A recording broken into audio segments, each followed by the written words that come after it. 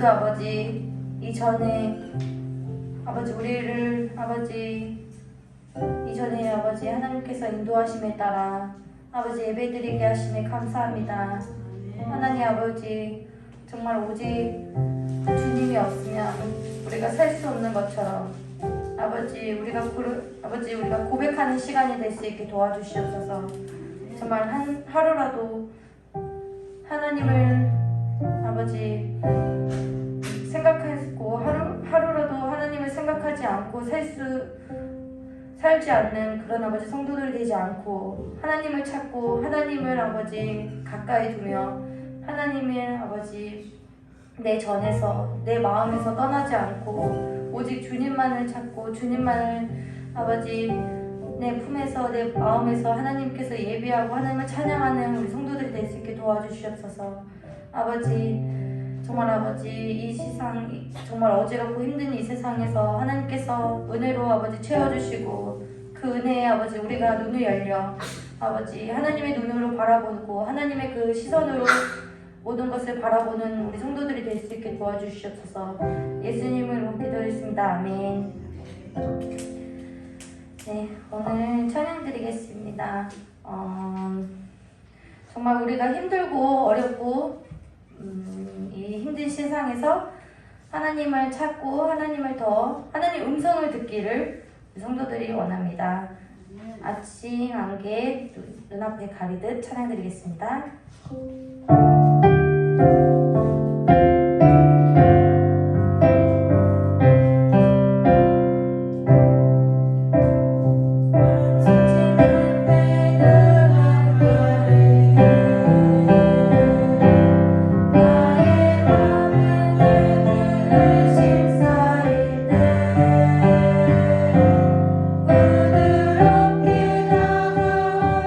주의 음성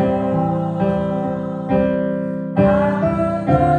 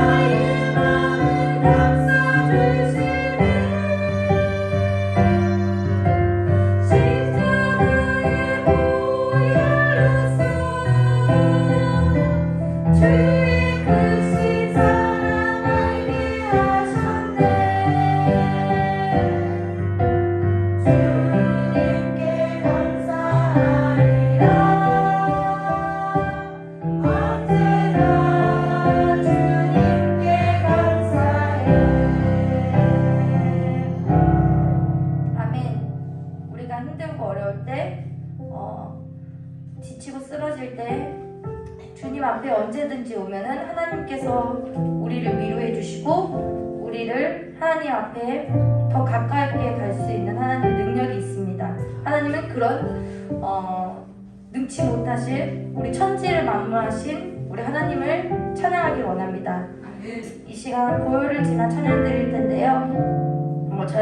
내 영이 정말 새롭게 다시 하나님 앞에서 나아가고 앞으로 갈 수 있는 우리 새로운 영이 됐으면 좋겠습니다. 보혈을 지나 찬양 드리겠습니다.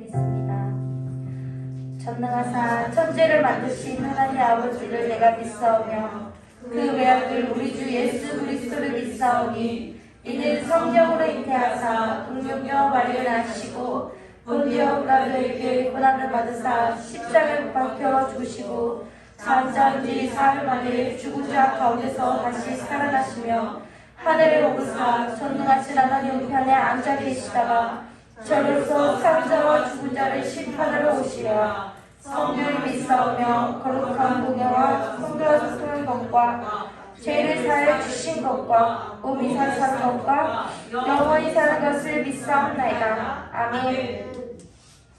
네, 찬송가 이 시간 찬송가 191 1장 찬송 부르고요. 통합 찬송가는 427장입니다.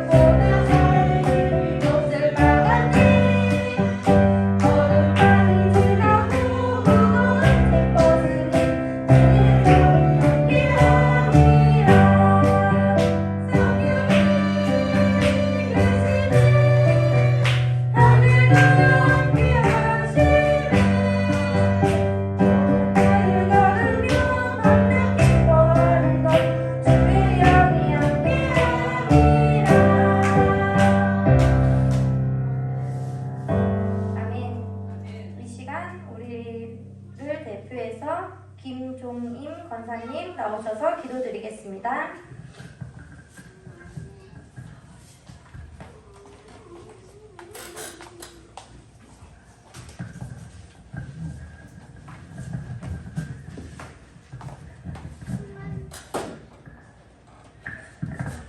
감사하신 하나님 아버지, 귀한 날도 우리 주님께서 은혜로 사랑으로 인도하여 주셔서 귀한 자리에 모여 주님께 영광 돌리는 귀한 예배를 올려드릴 수 있는 은혜를 베풀어 주시니 감사합니다.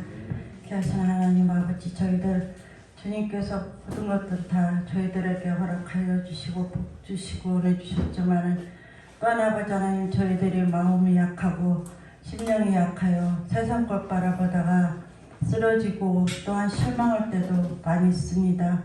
하나님 아버지의 말씀을 지키지 못하고 섬기지 못한 저희들을 용서해 주시고 귀한 시간 또한 아버지 하나님께 마음드리고 몸드려 주님께 영광 돌리는 귀한 예배를 올려드릴 수 있도록 저희들 심령들을 만져주시고 은혜로 충만케 하여 주시기를 간절히 기도드렸고 원합나이다. 오늘도 살에서 역사하시는 좋으신 하나님 아버지, 항상 주님께 부르짖는 저희들이 되기를 원합나이다. 그러나 저희들이 부족하여서 아버지 하나님의 그 말씀을 온전히 섬기지 못하고 또한 순종하지 못하는 저희들에게 날마다 하나님이 주시는 그 귀한 은혜와 복으로 아버지 하나님 채워지게 하여 주시고 또한 아버지 하나님의 길을 바라보는 그 아버지 하나님 마음과 아버지 하나님 생각들이 될 수 있도록 은혜를 베풀어 주시기를 원합나이다. 귀하신 하나님 아버지, 또한 아버지 하나님 이 나라 아버지 하나님 우리 교회들을 아버지 하나님 지켜주시고 은혜 베풀어 주시옵소서. 교회가 회복되게 하여 주시고 또한 아버지 하나님이 아니면 저희들이 온전히 아버지 하나님 실수가 없는 이 아버지 하나님 험악한 세대에 저희들 살고 있습니다. 아버지 하나님 세상 바라보다가 아버지 하나님 저희들 좌절하고 실망하지 않게 하여 주시고 하나님이 주신 복을 아버지 하나님 저희들 받아들일 수 있는 귀한 믿음들을 허락하여 주시옵소서. 귀하신 하나님 아버지 저희들 항상 아버지 하나님이 주시는 귀하신 말씀으로 반석 같은 믿음 되게 하여 주시기를 원합나이다. 아버지 하나님 그리하여서 어떤 것들이 저희들을 침범할지라도 아버지 하나님 저희들을 능히 이기고도 남을 수 있는 귀한 세대를 살아갈 수 있는 저희들이 되게 하여 주시옵소서. 귀하신 하나님 아버지 오늘도 아버지 하나님 또한 귀한 목사님 세우시고 아버지 하나님 귀한 말씀 전하실 터인데 아버지 하나님 그 말씀이 능력이 되게 하여 주시고 아버지 하나님의 살아서 역사하는 말씀이 되게 하여 주셔서 그 말씀을 저희들이 충만히 받아 먹을 수 있게 하여 주시고 아버지 하나님 저희들 세상에 나가서도 아버지 하나님의 말씀을 무기 삼아 아버지 하나님 등이 세상을 이기고도 남을 수 있는 귀한 은혜를 베풀어 주시기를 원합나이다. 귀하신 하나님 아버지 또한 우리 아버지 하나님 세영기 목사님 아버지 하나님 더욱더 강건함을 허락하여 주시기를 원합나이다. 아버지 하나님 그리하여서 어느 아버지 하나님 질병도 물리칠 수 있게 하여 주시고 아버지 하나님께서 주신 은혜와 건강으로 더욱더 아버지 하나님의 사명을 감당하는 데 조금 더 어려움 없게 하여 주시고 부족함 없게 하여 주시기를 간절히 기도드렸고 원합나이다. 귀하신 하나님 아버지 간절히 기도드렸고 원하옵기는 아버지 하나님 세계방방에 아버지 하나님의 말씀을 듣고 아버지 하나님 선교하는 선교사 지역마다 우리 하나님께서 함께하여 주시기를 원합나이다. 특별히 이 대변원과 아버지 하나님 봉골 우리 하나님께서 항상 눈동자같이 지켜주시고 은혜 베풀어 주셔서 선교하는 데 조금 더 어려움 없게 하여 주시고 또한 아버지 하나님 그 어려움들을 잘 이기고 견디고 나갈 때에 아버지 하나님 앞에 많은 열매를 이룰 수 있게 하여 주시고 아버지 하나님 앞에 큰 영광 돌릴 수 있는 귀한 자리가 될 수 있도록 은혜를 베풀어 주시기를 원합나이다. 귀하신 하나님 아버지 오늘도 드려지는 예배를 통하여 우리 하나님 홀로 영광 받으시기만을 간절히 빌고 원하며 귀하고 귀하신 예수님의 이름으로 간절히 기도드려옵나이다.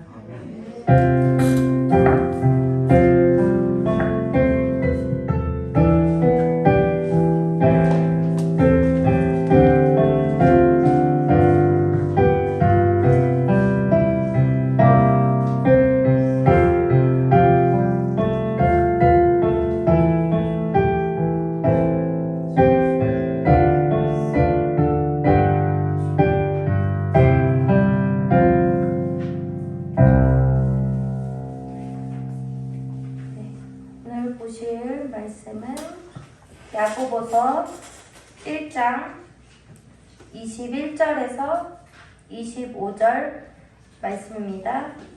야고보서 1장 21절에서 25절 말씀입니다.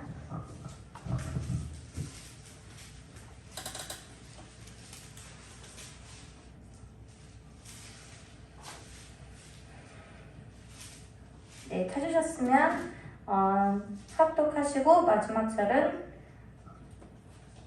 합독하겠습니다. 그러므로 모두 너는 무엇보다 넘어지는 답을 내버리고 너의 영혼은 영의 심히 말씀을 받으라. 너희 말씀을 행한 자가 되고 듣기만 하여 자신의 속이는 자가 되지 말라. 뭐든지 말씀을 듣고 행하지 아니하면 그는 거울로 자기의 생긴 얼굴을 보는 사람과 같아서 자신을 보고 또 무슨 어떠한지 곧 잃어버리기와 자유롭게하는 정정한 율법을 들여보고 듣고 잃어버리는 자가 아니요 실천하는 자니 이 사람은 그 행하는 일을 복을 받으리라. 아멘. 목사님 나오셔서 말씀 전해드리겠습니다.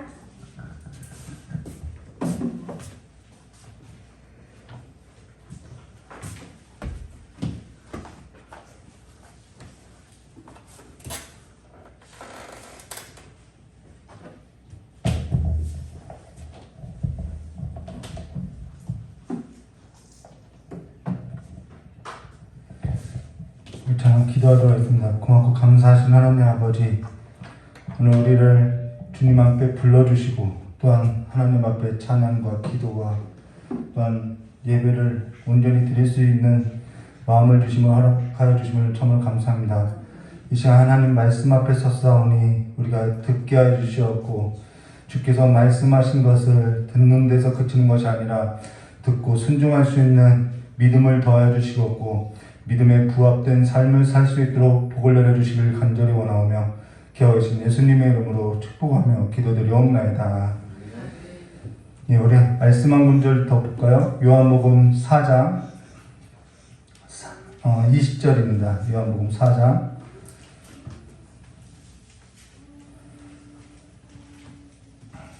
요한복음 4장 21절서부터요 24절까지의 말씀을 우리 함께 합독하도록 하겠습니다.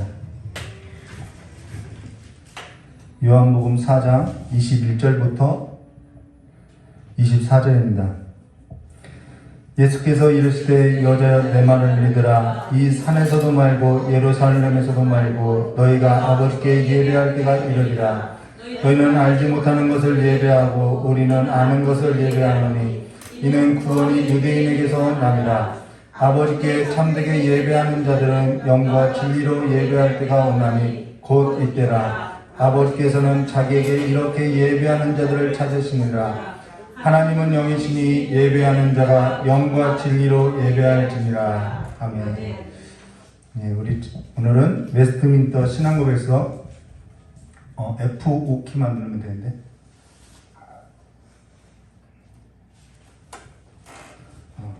웨스트민스터 신앙고백서 21장 5항과 6항 우리가 함께 보도록 했습니다. 7월을 끝으로 주일 설교를 하지 못하고 항암 치료로 인해서 이렇게 쉬게 되었는데요. 이렇게 다시 서게 된 것은 전적인 하나님의 은혜이고 하나님의 크신 사랑 속에서 성도님들의 그 기도 덕분에 이렇게 서게 됐습니다. 그러면 지난 7월을 끝으로 나눴던 웨스트민스터 신앙고백서 우리가 1항과 4항까지 보았는데요. 7월 달에 보았기 때문에 기억나지 않을 거예요. 그래서 오늘은 1항과 4항에 이어서 5항과 6항 우리가 볼 것인데요. 5항과 6항은 예배의 장소하고 예배의 장소하고 또 집례자, 예배에 있어서 그 예배를 인도하는 집례자의 태도에 관해서 이야기하고 있습니다. 그러면 우리가 1항을 무엇을 보았냐면요. 참된 예배라는 것은요. 하나님을 참되게 아는 것에 있고 하나님을 참되게 알고 또 하나님을 사랑하는 것이 참된 예배라는 거예요. 근데 그 참된 예배라는 것은 내 마음대로 막 이렇게 예배를 드리는 것이 아니라 하나님께서 정한 방법대로 예배해야 한다는 거예요. 그래서 사람이 상상하거나 고안하거나 그래서 정말 우리가 고안해서 하는 것이 아니라 하나님의 말씀에 비추어 봐서 하나님께서 계시된 그 말씀, 하나님께서 정한 방법대로 예배해야 한다는 거죠. 그래서 사람이 상상하거나 고안하거나 또는 마귀의 그 지시에 따른 늘 눈에 보이는 어떤 가견적인 것이 아니라 하나님의 말씀 성경 66권에 계시된 뜻에 따라서 행해져야 한다는 거죠. 하나님과 사람 사이에 죄로 인해서 틈이 벌어졌다는 거예요. 사람의 어떠한 행위로서도 하나님 앞에 영광에 이룰 수 없다는 것이죠. 그래서 하나님께서는 사람과 인간 사이에 하나님 앞에 나올 수 있는 길을 예배를 통하여서 만들어 주셨는데 그 예배는 우리가 고안해낼 수 있는 방법으로서는 안 된다는 거예요. 하나님께서 정하여 주신 방법대로 해야 한다는 것이죠. 그게 참된 예배라는 거예요. 자, 근데 예배에 있어서 사람이 고안해낸 것 아니면 마귀가 어떠한 눈에 보이는 가견적인 것으로서 이 예배 가운데 여러 가지 요소로서 그러니까 예배 요소가 아닌 다른 것을 집어넣을 수 있다는 거예요. 그런 것들이 교회 안에 일어나고 있다는 것이죠. 사람이 사람들을 좋게 하고자 고안하는 예배들이 있다는 거예요. 그래서 무대 시설도 우리가 좀 주의 있게 봐야 한다는 것이죠. 때로는 목사님의 얼굴을 대형 스크린으로서 이렇게 비추는 그러한 것도 사람이 고안한 방법이라는 거예요.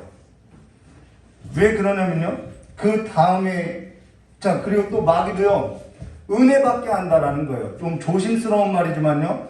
마귀도 거짓된 은혜를 주어서 무엇으로부터요? 하나님의 말씀으로부터 참되게 예배하는 것으로부터 떠나게 한다라는 것이죠. 그래서 예배 2항에서 우리가 보았던 것이 뭐냐면은 참된 예배에 있어서 중요한 단서를 이야기한 것이 뭐냐면요. 참된 예배에 있어서 대상이 중요하다고 이야기했다라는 거예요. 그 대상이 뭐냐면은 성부와 성자와 성령 하나님, 오직 성부와 성자와 성령 하나님께 예배해야 한다라는 것이죠. 오늘 저와 여러분이 쉽게 속는 것이 뭐냐면요. 예배의 대상이 하나님이 아니라 성삼위일체이신 하나님이 아니라 내 감정에 두고 있다라는 거예요. 그래서 마귀도 그렇게 우리의 감정에 있어서 얼마든지 속일 수 있다라는 거예요. 거짓된 은혜를 심어줄 수 있다라는 것이죠. 오늘 저와 여러분이 쉽게 속는 것이 뭐냐면은 예배의 대상이 하나님이 아니라 내 감정에 있다라는 거예요. 오늘 말씀이 내 감정에, 내 기분에 좋으면 좋은 예배이고 내 감정에, 내 기분에 나쁘면 나쁜 예배가 된다라는 거예요. 찬양도 마찬가지고 음악도 마찬가지라는 것이죠. 그러다 보니까 계속 예배가 사람들의 입장에서 사람들의 감정적인 요소를 채워주는데 예배가 지금 흘러가고 있다는 것이죠. 이게 위험하다라는 거예요.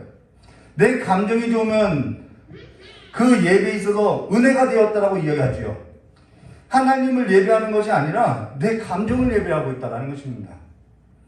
마귀에게 속는 일이라는 거죠. 그래서 참된 예배에 있어서 가장 중요한 목적이 뭐냐면 하나님을 예배하는 것인데 그 하나님을 예배하는 것이 아니라 내 감정이 예배를 받고 있는 그런 거짓된 예배, 그래서 신비나 어떤 가견적인 것을 보여주고 있다는 것이죠.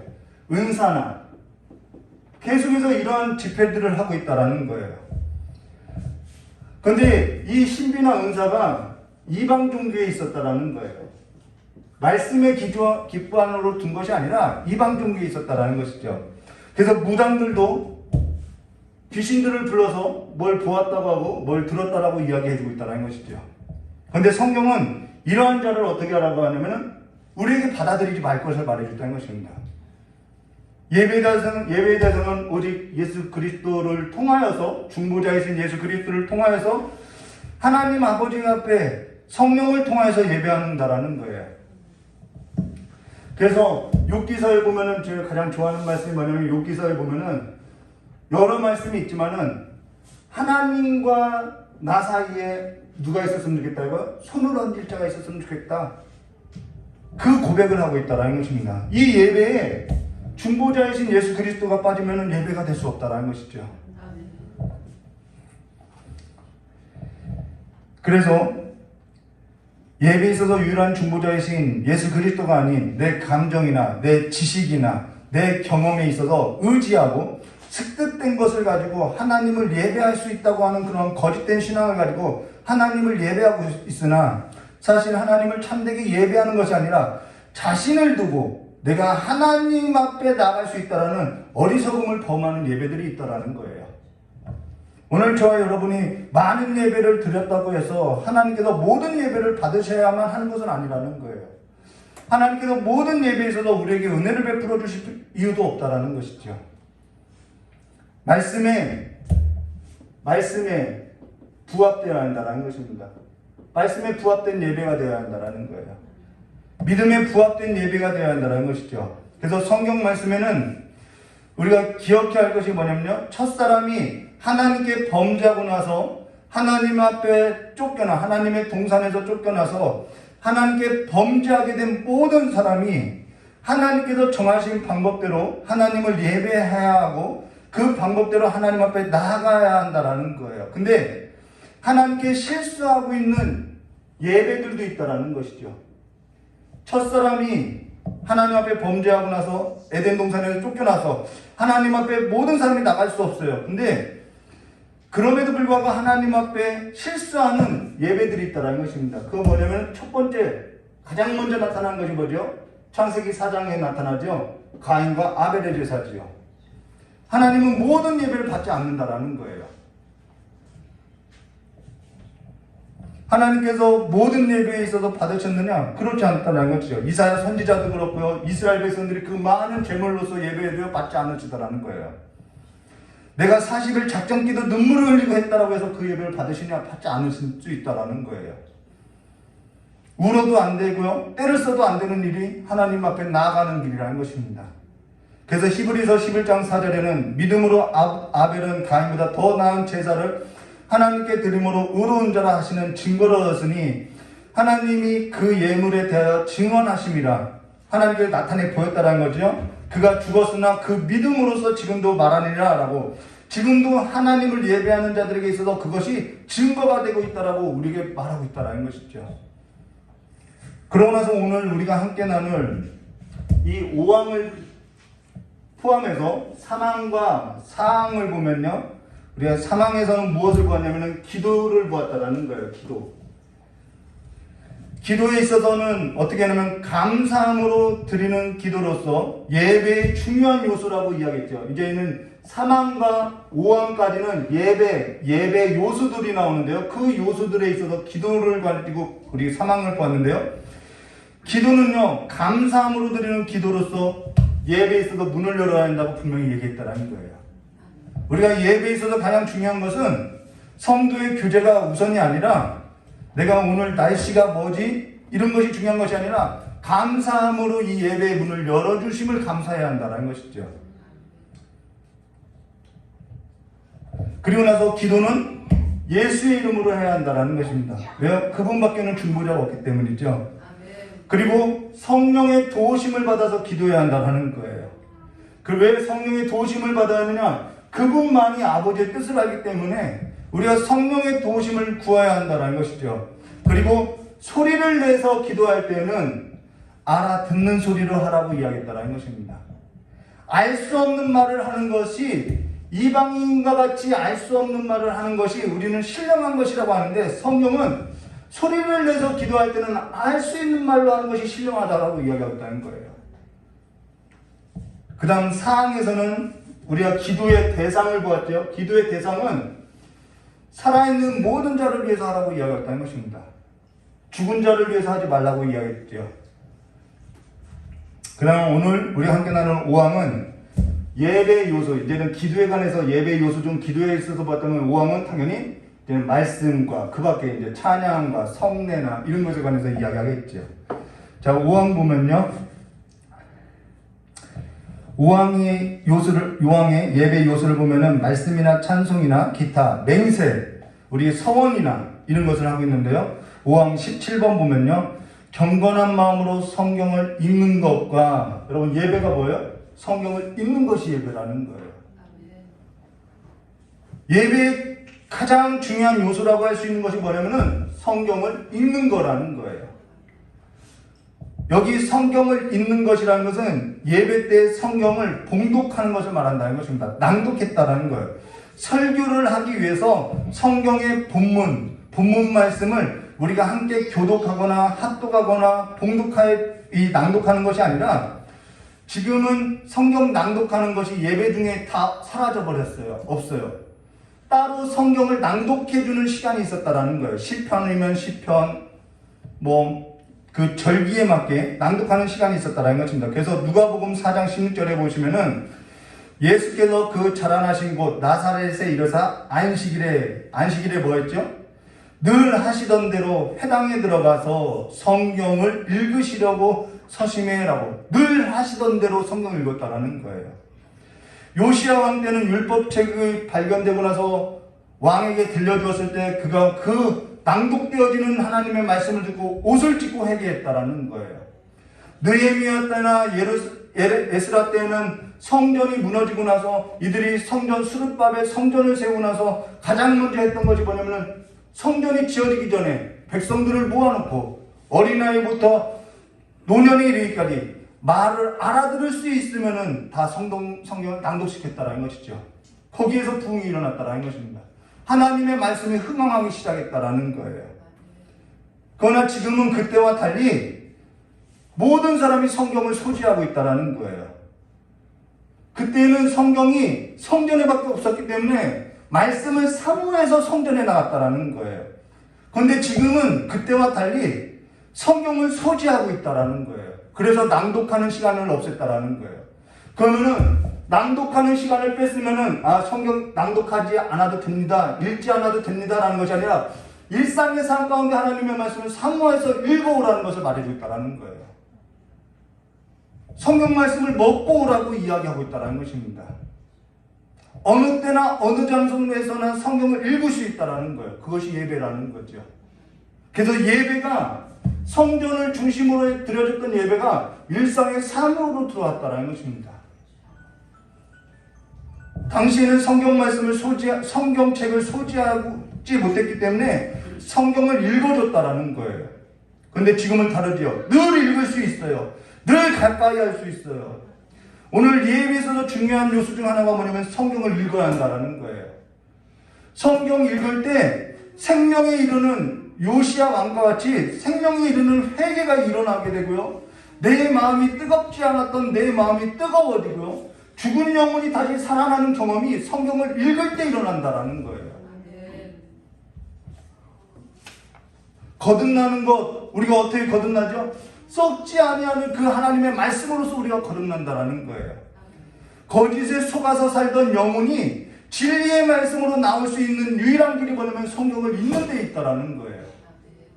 그리고 죽은 영혼이 다시 하나님의 말씀으로서 다시 살아나게 된 자는, 자, 우리가 태어나면 무엇을 하죠? 엄마 젖을 빠르죠. 다시 거듭난 사람들에게 나타나는 표징이 뭐냐? 신령한 젖을 사모하게 된다라는 것입니다. 하나님의 말씀을 더 먹게 된다라는, 그래서 그 말씀을 먹으면서 뭐 하게 되는 거예요? 자라나게 되어 있다라는 것이죠. 그것을 성화라고 한다라는 거예요. 그래서 성경에는 어떻게 해서 우리가 거룩하게 될 수 있지? 우리가 어떻게 해서 성화될 수 있지? 말씀과 기도 외에는 없다고 이야기하고 있다는 거예요. 생명에 있는 삶에 있어서 생명에 이르는 길을 어디서 찾을 수 있냐는 거예요. 진리의 말씀을 어디서 발견할 수 있냐는 거예요. 성경을 읽는 데서 있다라는 것입니다. 왜 오늘날 그렇게 사람들이 혼란을 겪고 있느냐? 성경을 읽는 데 있어서 소홀히 하고 있다라는 것이죠. 성경을 읽고 와야 이것이 하나님의 말씀이고 이것이 진정 하나님 앞에 드려지는 예배인지 그 진리를 따라서 살아갈 수 있다라는 거예요. 금요설교 때 하나님의 말씀이 그냥 하나님의 말씀으로 그치지 않고 우리 개인적으로 역사가 되어야 한다라고 설교했지요. 근데 하나님의 말씀이 내 삶 가운데 개인적으로 역사가 일어나려면은, 생명이 되려면은 성경을 읽지 않고 어떻게 역사가 일어날 수 있냐는 거예요. 거짓을 분별하고 하나님을 경외하고 진리를 따라 성경을 읽지 않고 어떻게 살아갈 수 있냐는 거예요. 이단을 어떻게 분별하나요? 내가 오늘 하나님 앞에 기도했더니 하나님이 저건 이단이고 이건 이단이 아니래, 그렇게 해서 분별하는 거 아니라는 것이죠. 말씀에서도 내 삶에서도 역사가 되려면 성경을 읽어야 한다는 것입니다. 그게 예배라는 거예요. 성경 말씀을 선포하라고 하나, 사실 성경 말씀에 있어서 선포한다는 것은 어떠한 목적을 두고 한다는 거예요. 근데 그 목적을 두고 사용하는 것보다 더 중요한 것이 뭐냐면 성경을 읽어야 한다는 거예요. 성경은요, 그냥 먹어야 하는 거예요. 제 아버지께서 성경을 1년이면 23번 정도 정독하셨어요. 그리고도 항상 듣고 다녔어요. 그리고 저희 어머니는 성경을 1년에 한 20번 정도 읽으세요. 저희 장모님도 성경을 좀 많이 읽으시고 계세요. 여러분, 성경을 읽어야 내 삶에 있어서 하나님의 말씀이 기준이 되어서 내가 진리로 가는지 거짓으로 가는지 분별할 수 있다는 거예요. 그래서 저는 저에게 있어서 저희 부모님 밑에서 자랄 때는요, TV 소리를 거의 듣지 못하고 살았어요. 저에게 있어서 저희 부모님의 뒷모습은요, 항상 성경 읽고 기도하고 거리 나갈 때에는 찬송을 부르고 전도하고 사셨던 모습밖에 없어요. 저에게 있어서는 저희 부모님에게 물려받은 가장 큰 보안은 그 삶에 있다라는 거예요. 지금 저와 여러분 손에 성경이 들려지고 소지되고 있죠. 소지하고 있죠. 2권도 갖고 있고 3권도 갖고 있어요.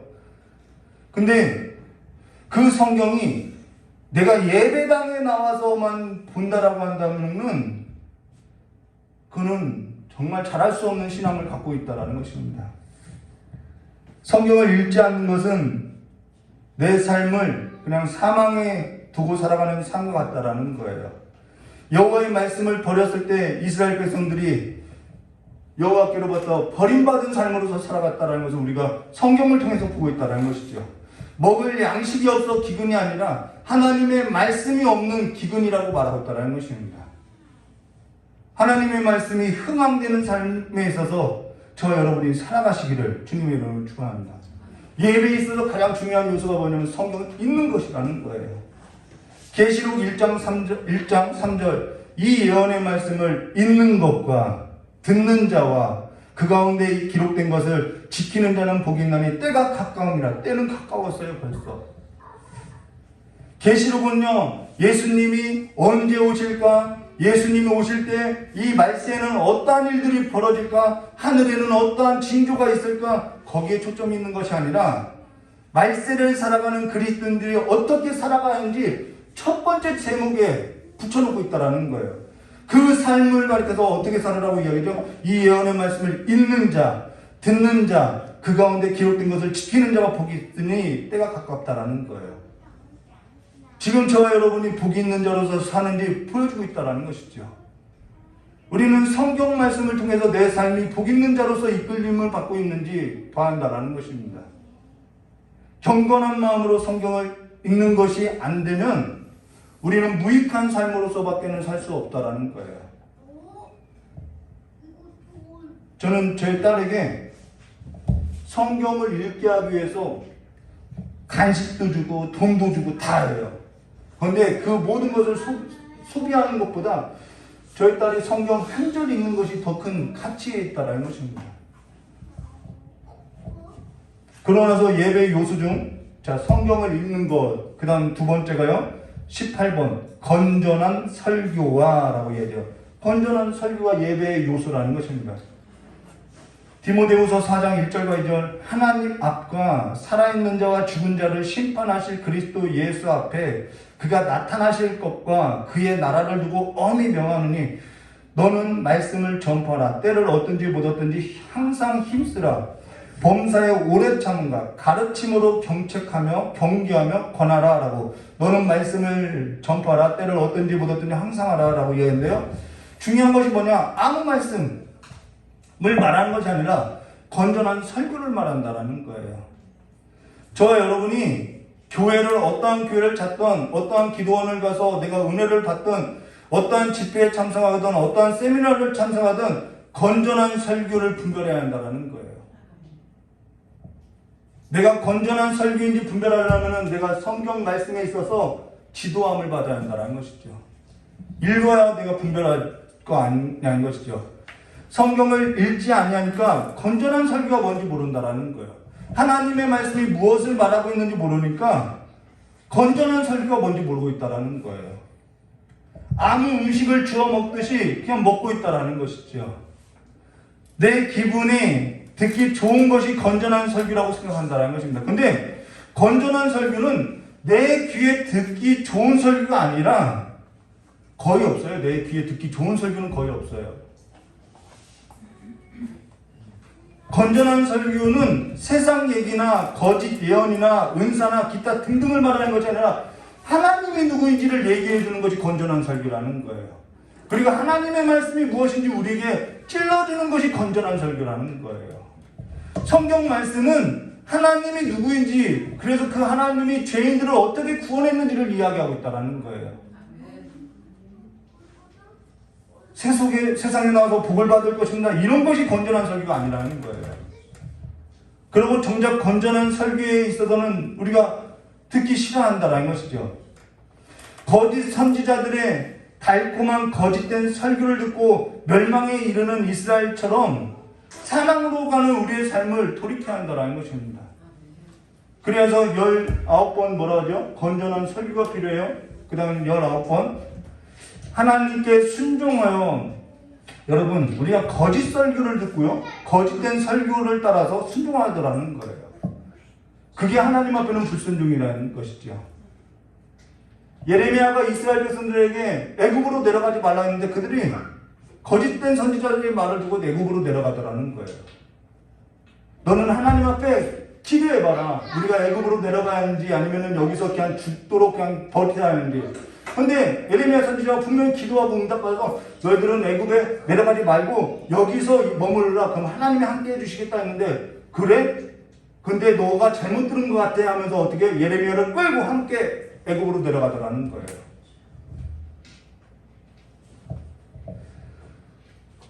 건전한 설교는요, 우리 귀에 있어서 순종하기 어렵다라고 생각하고 있다는 거예요. 그래서 19번, 하나님께 순종하여 사려 분별과 믿음과 누구를 두려워해야 돼요? 하나님을 두려워하는 경외심을 가지고 하나님의 말씀을 정성껏 들어야 한다는 거예요. 예배 요소가 뭐라고요? 듣는 것에 있다는 것입니다. 지금 저와 여러분이 하나님 말씀을 함께 듣고 있는 것이 예배라는 거예요. 듣는 자세만 보면은 그래서 알 수 있다라는 거예요. 듣는 것이 예배라는 것이죠. 건전한 설교에 있어서 듣는 자세만 보면은 어떠한지 알 수 있어요. 어떤 사람은 늘 하던 대로 스마트폰을 켜겠지요. 어떤 사람은 늘 하던 대로 시계를 쳐다보겠지요. 어떤 사람은 늘 하던 대로, 여러분 내가 어쩔 수 없는 상황이 아니라 늘 하던 대로라는 거예요. 늘 하던 대로 팔짱 끼고 눈을 감고 딴 생각을 하겠죠. 주목하고 듣지 아니하고 순종하지 않는다는 것이죠. 여러분 우리가 하나님 내게 말씀하여 주셔서 내가 듣겠나이다 라는 그 말은, 내가 듣겠나이다 라는, 듣는다라는 그 말은 이미 순종하겠습니다 라는 말이 포함되어 있다는 거예요. 오늘 하나님의 말씀을 내가 듣겠습니다 라는 그 자세는 내가 그렇게 살아가겠습니다 라는 결단과 선택이 있다는 거예요. 어쩌다 한두 번이 아니라 예배 때마다 그러고 있는 것은 문제 있다는 것이죠. 듣는 것이 안 되는데 어떻게 내가 하나님 앞에 예배하고 있다고 할 수 있냐는 거죠. 하나님께 순종하여 사려 분별과 믿음과 경외심을 가지고 하나님의 말씀을 정성껏 듣는 것, 이것이 예배라는 것입니다. 근데 하나님이 내게 있어서 별로, 내가 참된 예배의 첫 번째 사항, 하나님을 아는 것이, 그래서 말씀이 중요한데 그 말씀은 하나님에 대해서 이야기하는데, 이 듣는 것이 안 된다는 것은 내가 하나님에 대해서 알지 못한다는 거예요. 하나님을 내가 별로 두려워하지 않나요? 하나님의 말씀이 선포돼도 내가 하나님을 알지 못하고 두려워하지 않으니까 듣지 않게 된다는 거예요. 하나님을 우리가 진정 알면은 우리는 그렇게 살 수 없다는 것이죠. 야고보서 1장 22절, 너희는 말씀을 행하는 자가 되고 듣기만 하여 자신을 속이는 자가 되지 말라. 사도행전 10장 33절, 내가 곧 당신에게 사람을 보내었느니 오셨으니 잘하였다. 이제 우리는 주께 당신에게 명하신 모든 것을 듣고자 하여 다 하나님 앞에 있나이다 라고 지금 하나님 말씀을 설교하고 있는데, 이 고넬료죠. 고넬료가 뭐라냐면 내가 하나님 앞에 있다라고 이야기하고 있다는 거예요. 우리가 높은 자 앞에서도 지금과 같지 않을 거라는 거예요. 내가 조금 동네에서 아는 사람만 봐도 그 사람의 말에 청종을 하는데 하나님의 말씀 앞에서는 그러지 않고 있다는 거예요.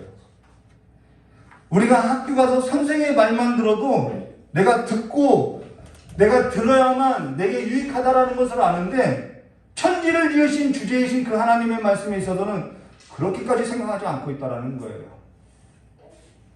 마태복음 13장 19절, 근데 예배 가운데도 마귀가 역사하고 있죠. 마태복음 13장 19절, 아무나 천국 말씀을 듣고 깨닫지 못할 때는 악한 자가 와서 그 마음에 뿌려진 것을 빼앗나니 이는 곧 길가에 뿌려진 자요 라고 말씀하고 있다는 거예요. 마귀는 저와 여러분에게, 우리는 그러죠. 마귀가 돈 뺏어갔다. 마귀가 나를 멸망시켰다. 마귀가 시간을 빼앗아갔다. 아니요. 마귀가 빼앗는 것은요, 말씀을 듣는 데 있어서 깨닫지 못하는 일을 한다는 거예요. 저와 여러분에게 은혜를 주었다라고 하면서 시간을 주고 돈을 주고 막 여가를 주고 여러 가지를 주변 것들 여러 가지를 줘요. 우리는 그걸 가지고 은혜 받았다고 복 받았다고 하는데 그렇게 해서 말씀을 듣는 자리에서 서서히 떠나가게 한다는 거예요. 왜 거기에 우리가 속고 살아가고 있냐는 것이죠. 문명이 발달하면 발달할수록 지식이 더하면 더할수록 우리는 말씀의 기갈했다라는 것을 기억해야 한다는 거예요. 근데 그 세상 풍조를 따라서 우리가 살아가고 있다는 것이죠. 그러니까 어떻게 해요? 혼돈할 수밖에 없다는 거예요. 예배의 요소 중 20번째 이제 말씀에 관해서 얘기했어요. 마음의 감사함으로써 시편으로 찬송하는 것과 마음의 감사함으로써 시편으로 찬송하는 것이라고 얘기해요. 찬송은요, 우리 삶을 이끌어가는 힘이 있다라는 거예요. 생명으로 이끌어가는 힘이 있다라는 거예요. 사무엘하 23장 1절 보면은 안정해놨어요. 다윗이 자신을 가리켜서 이스라엘의 노래 잘하는 자가 말한다라고 이야기해요. 근데 이스라엘의 노래 잘한다라는 것은 다윗이 나 노래 잘 부른다라는 것이 아니에요. 가요를 잘 부른다라는 것이 아니에요. 다윗의 인생이 하나님께서 그의 인생을 막 끌고 가는 거예요.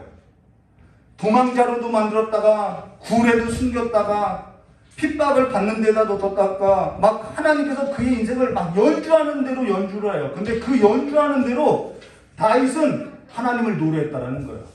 하나님, 나 환난 가운데서 나를 건져주세요. 지금 하나님을 드러내고 있다라는 거예요.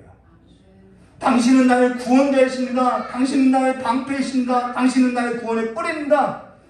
그 노래가 다윗의 인생을 만들어가다라는 것이죠. 그게 노래 잘하는 자라는 거예요. 다루어가 할 때마다 다윗에게 나타나는 것은 하나님을 찬양하는 증거로서의 도구로서 쓰여지더라는 것이죠. 그래서 사람은요, 노래 따라 살아가게 된다는 것입니다. 저 역시도 옛날에 그 박상민의 지중해라는 노래 있었어요. 떠나자 지중해로 막 이런 노래가 있었어요. 그걸 부를 때는 내 삶이 어디로 가고 있는 거예요? 그 삶으로 가고 있는 거예요. 돌아가요 부산항에 그걸 부르면은 내 인생이 그 노래 따라 가게 되어 있다는 거예요. 세상의 노래를 따라서 살기를 원하나요? 저 여러분이 내 인생이 그와 같이 살기를 원하시는 건가요? 세상의 노래를 따라 즐기고 세상의 노래를 따라 위로를 받기를 원하시는 건가요? 우리는 내가 하나님을 찬양하기를 원합니다. 하나님이 내 인생을 그렇게 인도하기를 원합니다. 라고 하는데 감사함으로써 시편을 노래하지 않아요. 하나님을 찬양하는 자는요, 하나님을 따라서 살아가는 삶에 힘을 얻게 된다는 거예요. 세상의 노래를 따라 살아가는 삶이라는 것은요, 하나님을 찬양하며 살아가는 것이 아니라 자기 영혼을 살릴 수 없다는 거예요. 꽃피는 부산왕이 나를 구원하고 나의 영혼을 하나님께로 인도하고 살아가는 삶으로서 인도할 수 있느냐? 없다라는 거예요. 시편으로 찬송하는 것과 라는 것은 시편을 말한다는 것입니다. 지금은 시편을 부르지 않지요. 시편에다가 곡을 달아서 노래를 하는 거예요. 근데 요즘에는 여러 가지 음향장치로 그래서 사람들의 감정이 호소하고 있어요. 그것이 찬양인지 뭔지 잘 모르겠어요. 가요인지 찬양인지 공연인지 예배인지 모르겠어요. 그리고 신령한 노래, 시와 찬미와 신령한 노래, 이 모든 것이 다 시편을 가리키는 거예요.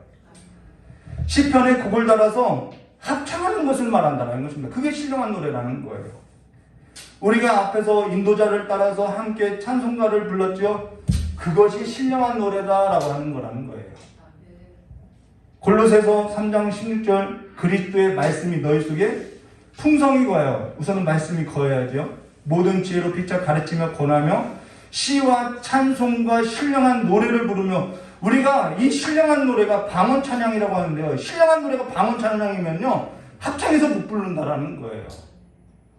감사함으로 마음으로 하나님을 찬양하고 또 무엇을 하든지 말에나 일에나 다 주 예수의 이름으로 하고 그를 힘입어 하나님 아버지께 감사하라.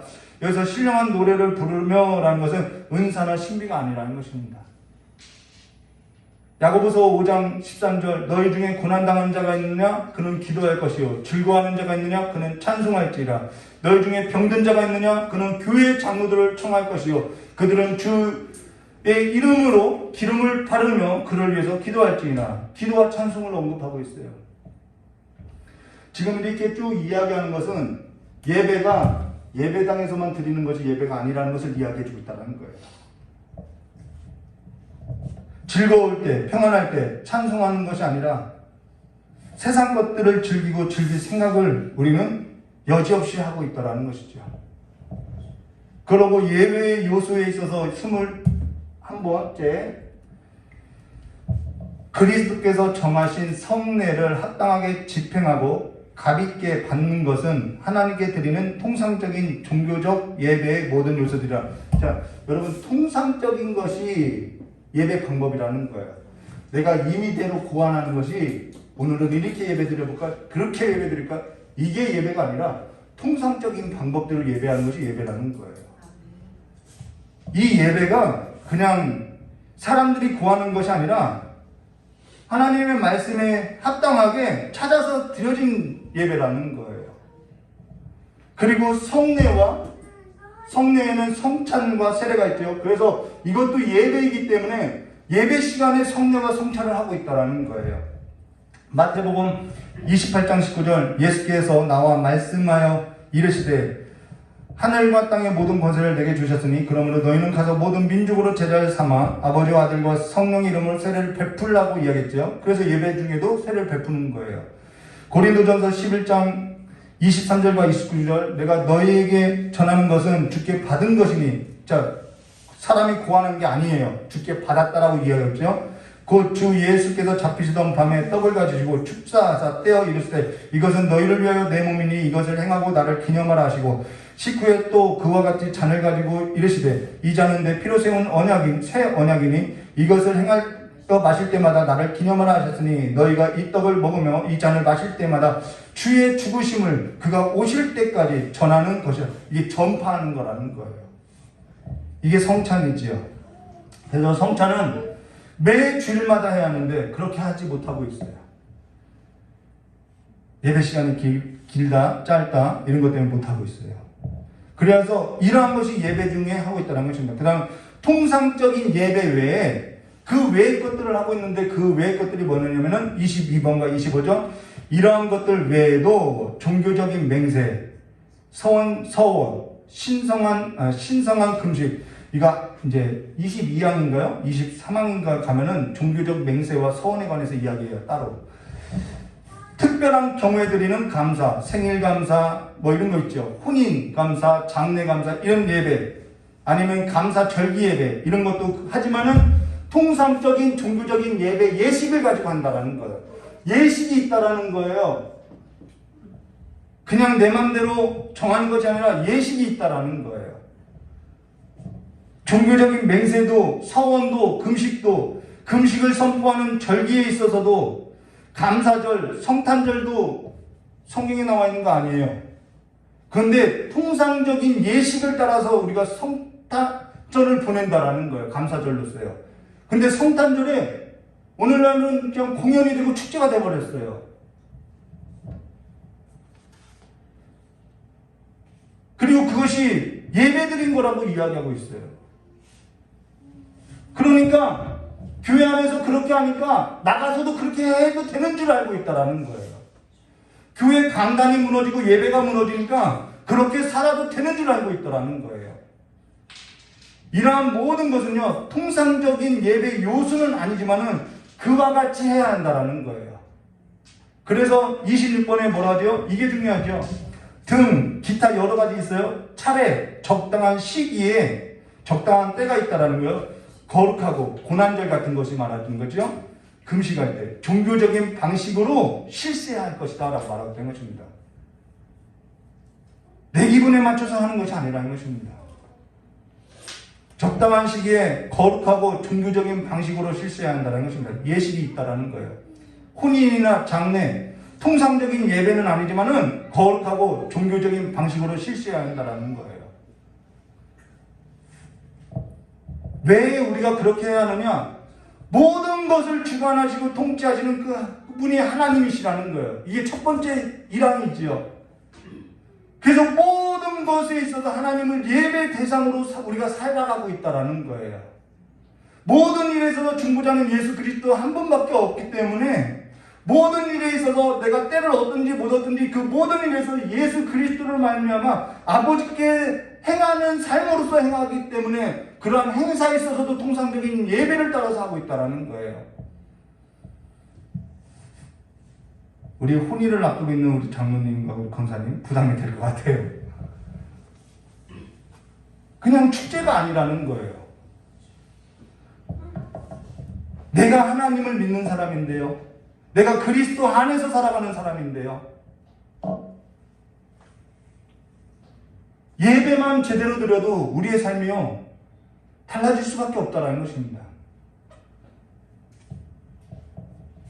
6항 예배 장소와 집례자의 태도, 이제 6항이죠. 27번. 지금 복음 시대의 기도 다 봤어요. 기타 다른 종교적인 예배 행위는 그것이 시행되는 장소가 고정되어 있는 것이 아니고 어떤 장소를 향하여 예루살렘을 말하는 거죠. 예루살렘을 향하여서 드릴 필요도 없고 그 장소를 따라서 어디 산에 갔더니 내가 불 받았더라. 그런 장소의 여하에 따라서 기도나 예배 행위가 더 잘 연락된 것도 아니라는 거예요. 아니 이것만 보아도 우리가 알 수 있지 않냐는 것이죠. 내가 어디 갔더니 불을 받고 왔어. 그 장소 가지 않아도 하나님이 우리와 함께 한다는 거예요.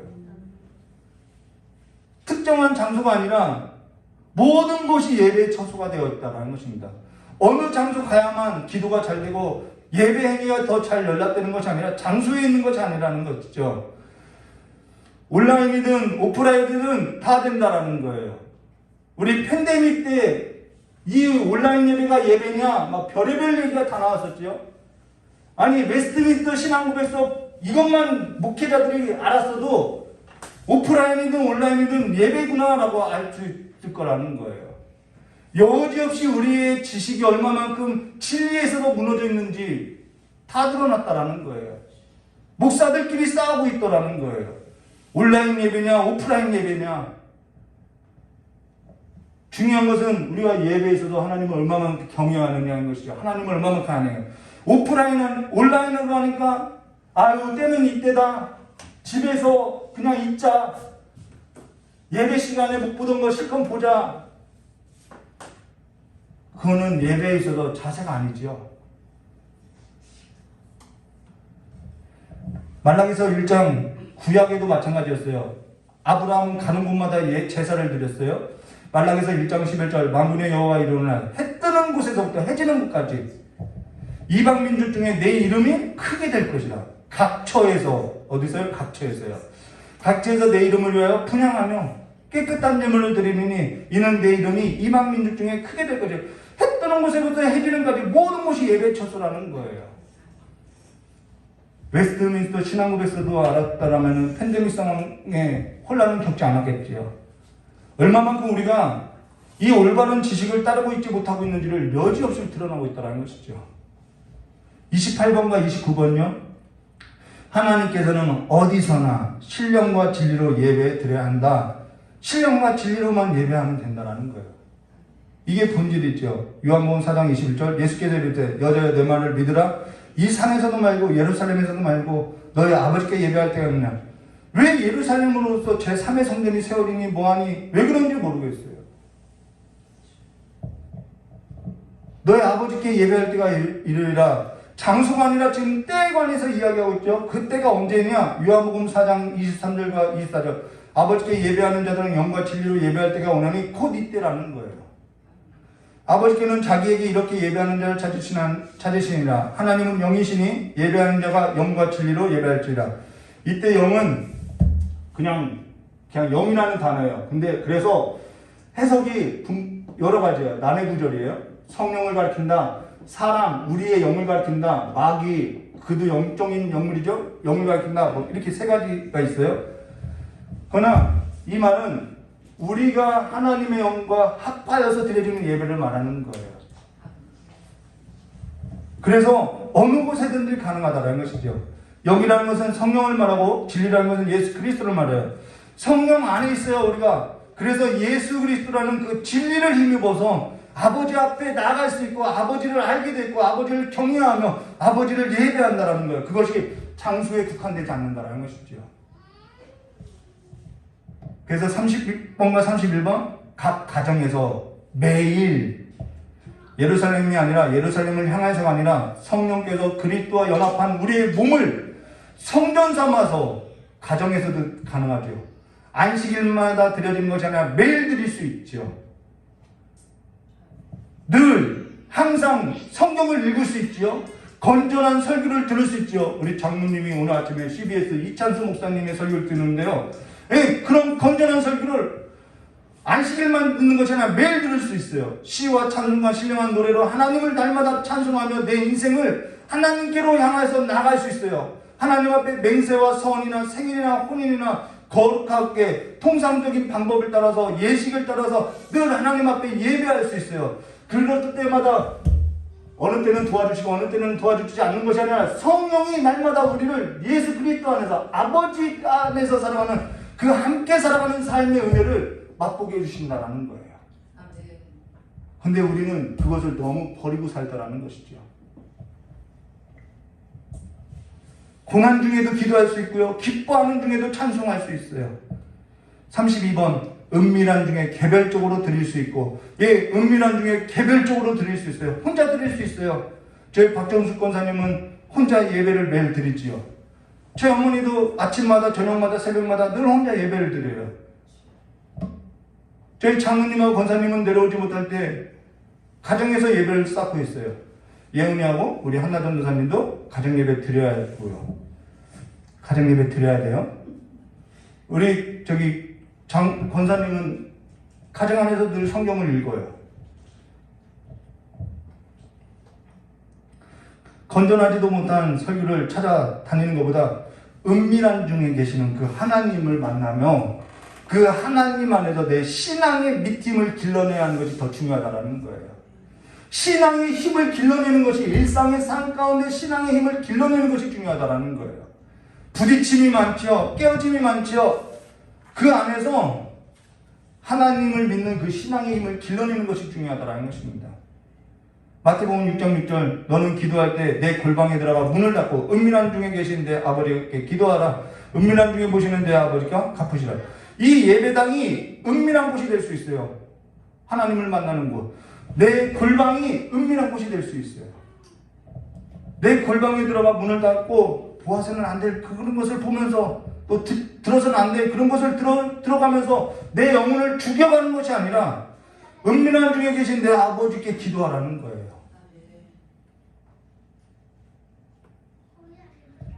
문을 닫으면 모를 것 같죠?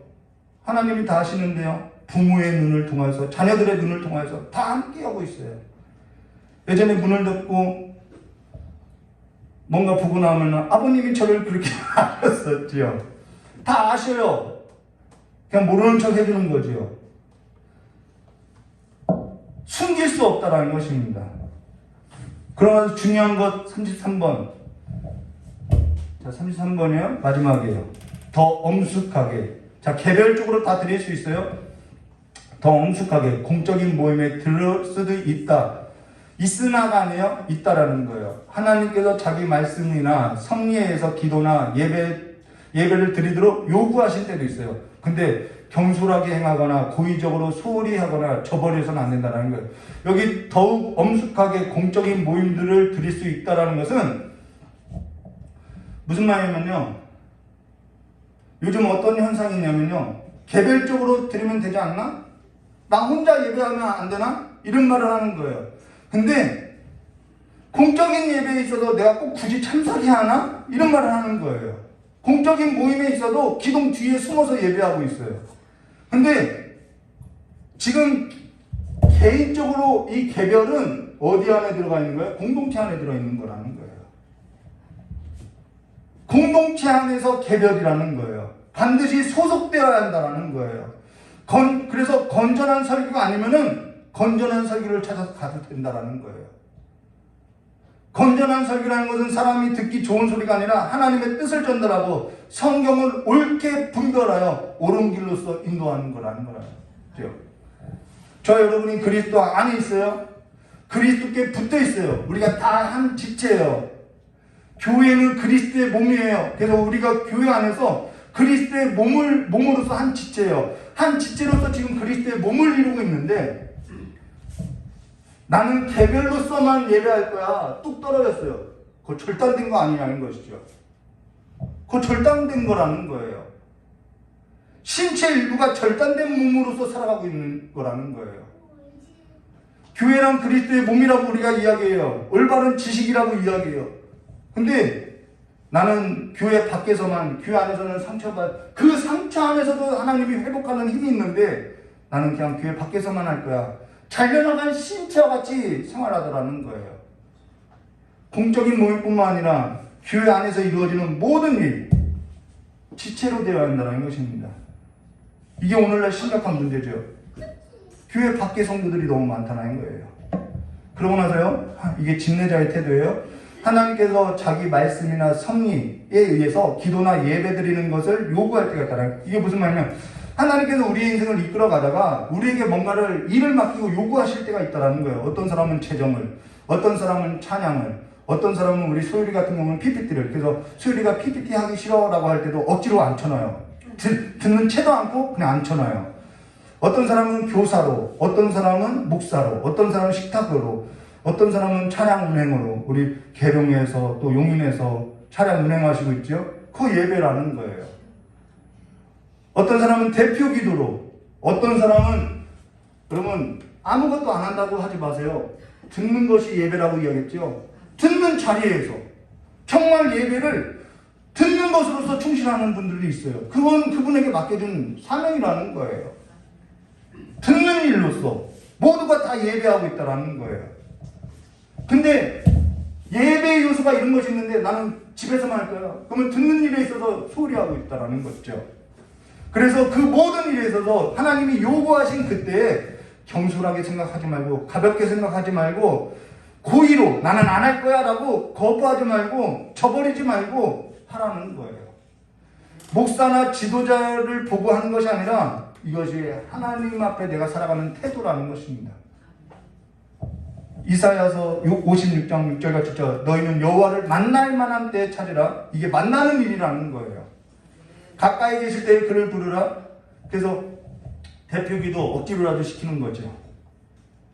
악인은 그의 길을, 불의한 자는 그의 생각을 버리라. 왜요? 왜 못한다냐면요, 내 생각 때문에 못한다라는 거예요. 여호와께 돌아오라. 그리하면 그가 긍휼히 여기시리라. 우리 하나님께 돌아오라. 그가 너를 그렇게 용서하리라. 히브리서 10장 25절, 모이기를 피하는 어떤 사람의 습관과 같이 하지 말고 오직 권하여 그날이 가까움이 볼수록 더욱 그리하자라고 이야기한다는 것입니다. 오늘 저와 여러분이 예배가 무엇인지, 예배의 요소들이 무엇인지 다 들었어요. 그리고 지금 한 이야기는 우리가 몰랐던 내용들이 하나도 없다라는 거예요. 이와 같이 하나님을 예배하지 못한 것은 내 안에 하나님을 실제로 두고 살지 못하고 있다는 거예요. 오늘 설교를 듣기만 하는 자가 아닌 실천하는 자들로서 읽고 듣고 지키는 복된 자들이 되시기를 주님의 이름으로 축원합니다.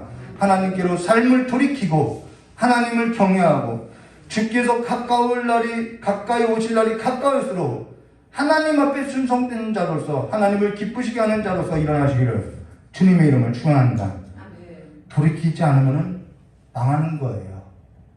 듣고 돌이키시길 바랍니다. 우리 기도하도록 하겠습니다. 찬송, 옛날 찬송가죠.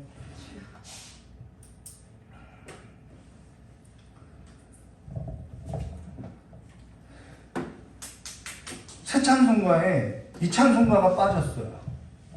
그래서 옛날 찬송가를 불러야 할 수밖에 없어요. 왜 이 찬송가를 뺐는지 모르겠어요.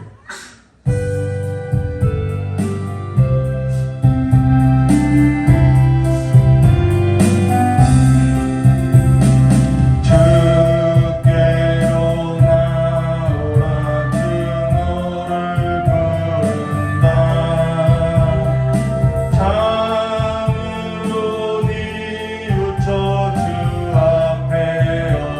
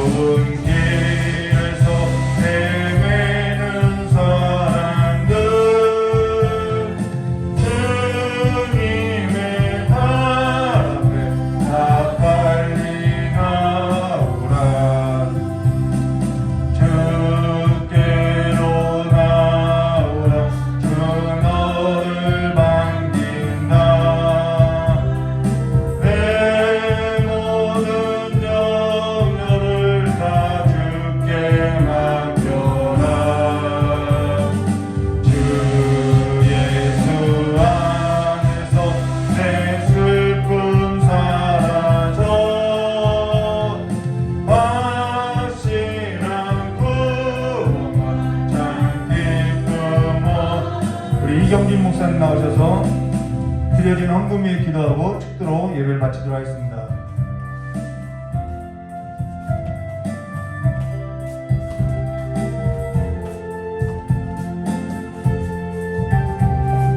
예배하시는 분들이 되시기를 주님의 이름으로 축복합니다. 예배는요, 싸움이에요. 전쟁이에요. 왜 싸움이고 전쟁이냐면 아닌 길에 가면 안 되고요. 하지 말아야 할 것을 하면 안 되거든요. 이제 예를 들어 볼게요. 제가 결혼 예배를 드리는데 저희 아빠하고 한번 크게 다툰 적이 있어요. 필요 현장에 술 올리지 말아라. 절대 안 된다. 하객 한 명도 안 와도 상관없다. 나 하나님 앞에 예배한다. 제 아빠가 그러는 거예요. 네 마음 안다. 그런데 손님들이 믿지 않는 사람들이 온다. 그러니까 더 술 올리지 말라. 원수는 집안에 있다고. 안 내면, 혼주가 안 내면 어쩔 거예요. 찾다가 없으면 못 마시겠죠. 안 냈어요? 그랬더니요, 저희 고모가 사와서 먹는 거예요. 원수가 집안에 있어요. 그런데 여러분, 예배는 우리가 함께 모여 드리는 이것도 예배지만 아닌 길에 가지 않고요, 하지 말아야 할 것을 하지 않기 위해서 내가 희생하고 포기하고 욕을 먹고 핍박받고 고난받는 것이 예배예요. 삶의 예배는요, 늘 감사함과 기쁨만 있지 않아요. 싸울 일이 더 많고요, 욕먹을 일이 더 많고요, 내 마음을 무너뜨리는 일이 더 많고요, 사람들로부터요, 믿지 않는 사람들 별로 뭐라고 안 해요. 이제는 믿지 않는 사람들한테 믿는 사람 별로 관심 없어요. 쟤 믿으니까 저러나 보다 그러죠. 믿는 사람이 그러는 거예요. 나를 이해해 줄 것 같고 나와 함께 신앙생활을 하는 사람. 그래서 우리가 서로에게 형제간에 서로 용납해 주는 일이 어려운 거예요. 여러분, 한 주간도 세상에 나가실 텐데요, 예수를 위해 핍박 받으세요. 예수를 위해 고난 받으세요. 고난 받고 하늘의 상급 얻으세요. 아닌 길에 가지 마세요. 저는 원래 거절을 못해서. 이유 담지 마세요. 토달지 마세요. 하나님이 우리 위해 죽으실 때 한 번도 이유 다신 적이 없어요. 한 번도 없어요. 그 한 번도 나를 위해서 죽으시면서 이유 달지 않은 그 사랑을 받아놓고 내가 하나님을 위해서 살 때 이유를 단다고요? 그거 있을 수 없는 일이에요. 예배 아니라는 거예요. 아닌 걸 알아요. 하나님 분명히 사인을 주세요. 이거 아닌데, 이 길 아닌데, 내가 이러면 안 되는데. 정말 우리가 좀 아프고 찔리지만 얘기하면 하나님이 감동 안 주실까요? 안 주시지 않아요. 다 주시는 거예요. 하나님, 내가 미루는 거죠. 하나님, 이번 한 번만요. 하나님, 내가 좀 몸이 이래서요. 하나님, 내가 시간이 없어서요. 하나님, 내가 지금 이것보다, 하나님 앞에 드리는 이것보다 조금 더 바쁜 일이 있어서요. 다 미루는 거예요. 핑계하는 거예요. 그리고 우리 하나님 앞에 기도할 때 하나님, 나한테 지체하지 말고 응답하라는 거예요. 핑계대지 말고 나한테 응답해 주라는 거예요. 그런 무경우가 어디가 있냐는 거예요. 세상 사람들과의 관계에 있어서도 그런 무경우는 없어요. 우리는 우리가 하나님 앞에 무리하게 그러면서 하나님 보고는 우리한테 예를 갖추라는 거예요. 예를 다하라는 거예요. 사랑하면 이럴 수 있냐? 그럴 수 없어요. 그걸 아는 우리가 어떻게 하나님 앞에 그렇게 살겠느냐는 거예요. 한 주간 삶에 나가서 예배하실 때 핍박받으면, 누가 나를 위해서, 내가 예수 때문에, 예수 믿는 일 때문에 누가 나에게 속모르는 소리 하면 내가 예수 그리스도를 위해 고난받는구나, 핍박받는구나 생각하시고 믿음으로 승리하는 여러분들 되시기를 주님의 이름으로 축복합니다. 전쟁에서 늘 지지 마시고 하나님께서 전신갑주 입혀주세요. 저희 담일이도 알아요. 무서워. 그럼 너 왜 안 무서워? 하나님 옷 안 입어서. 알아요. 여러분, 전신갑주 입고 나가서 싸우고 이기고 돌아오는 개선 장군들이 되시기를 주님의 이름으로 축복합니다. 드려진 헌금 위에 기도하고 축도로 예배 마치도록 하겠습니다. 하나님 아버지 앞에 예물을 가지고 하나님 앞에 예배합니다. 하나님 앞에 우리의 몸을 들여 예배합니다. 하나님 아버지, 이 예물을 주께서 기뻐 받아주시옵시고 하나님 아버지 앞에 드려지는 예물 될 수 있도록 은혜 내려주옵소서. 하나님께서 아버지 우리의 모든 삶을 복주사 하나님께서 우리의 모든 삶의 주인 되심 우리가 한 주간도 삶 가운데서 고백하는 우리 모두가 다 될 수 있도록 주께서 은혜 내려주시기를 간절히 원하오며 거룩하고 존귀하신 예수 그리스도의 이름으로 감사하며 축복하며 기도드리옵나이다. 축도를 예배 마치겠습니다. 이제는 우리 주 예수 그리스도의 은혜와 하나님 아버지의 넓고 크신 사랑과 성령 하나님의 내주 감화 감동 교통하심의 역사가 오늘 이 말씀을 살아내려고 삶의 터전으로 나가는 우리 귀한 성도들과 또 온라인으로 예배하는 성도들과 또 아버지의 말씀과 생명의 복음을 들고 나간 선교지마다 이제로부터 영원토록 함께 하시기를 간절히 축원하옵나이다. 아멘. 하나님께 영광의 박수 올리고 주일 예배 마치도록 하겠습니다.